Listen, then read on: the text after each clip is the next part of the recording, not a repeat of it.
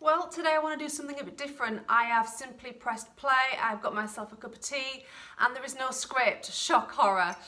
I thought it'd be good to just share with you what people have been saying. We are now 2 weeks into January and I've had 2 weeks worth of mentoring. And there have been a lot of common threads that have come out in conversations. Often we just need to hear something echoed back to us that is a yeah, me too. Because out of that then sometimes we can get a strength with which to be able to move forward. I never set out in mentoring to focus on health and on well-being, but it is something that has naturally evolved. And it's funny because I spent all my formative years sort of kicking against the whole thing that I'm just so sick of the fact that everyone is always talking about weight, can't we all just nail it and sort it out? And then you realise as you start to get into personal development and human psychology that it just isn't so simple. So often it is inner programming that is holding us back, we don't know it's there, and we just keep defaulting on patterns, returning to familiarity, and we're unable to break a lot of these cycles that we find ourselves unknowingly getting into. There's a lot of shame that's coming out in conversations, private shame of people who just feel so bad they can't get it together. And it's this notion of I'm scared for people to see me trying because those close to me know that I've started and stopped so many times, and now I'm just embarrassed to even give it another go, particularly if what I'm feeding back to myself is the inner narrative of I've started and stopped, so they're kind of right and they only need to wait for me to get to the point 2 or 3 weeks in where I stop again before going, told you so. And it can really keep us small, it can keep us contained, and it can keep us in a unhelpful framework, quite simply because we are just scared to try again.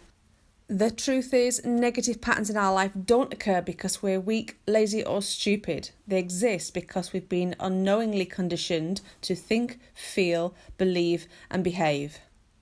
I'm having a lot of conversations with people that are 40 and 50 who are getting to a stage in life where they're realising, often through looking at photographs or seeing the kids at this time last year and realising, oh my gosh, life, it's the Mamma Mia, slipping through my fingers. It's that idea of life is passing me by here and I'm still having the same conversations with myself. I said I was going to do something and I didn't.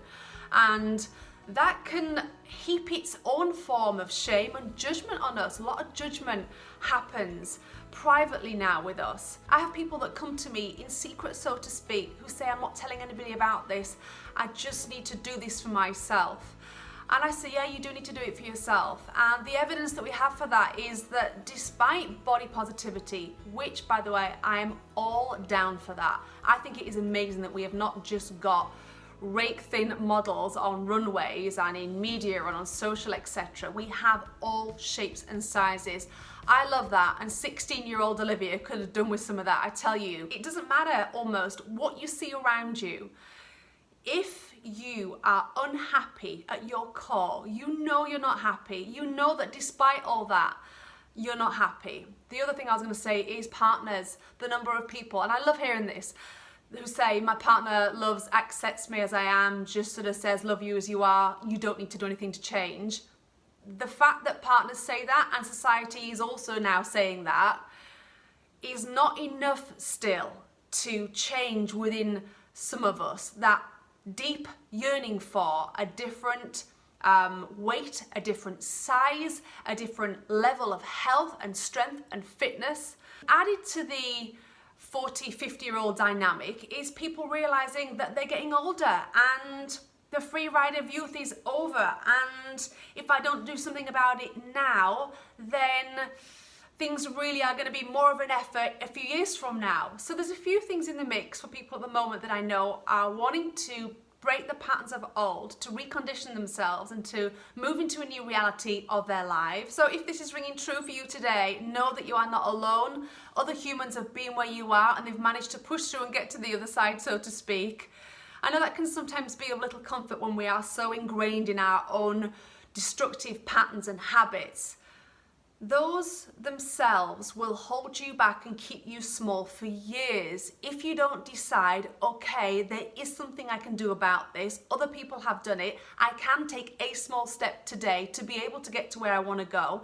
I don't need to have a big shakedown. Sometimes we do, but often it's just having accountability. Honestly, that has been so important for the people that I've helped. Accountability to another person. Yeah, we may love to hate it, but there is nothing like being held accountable. It increases our chance of success by up to 95%.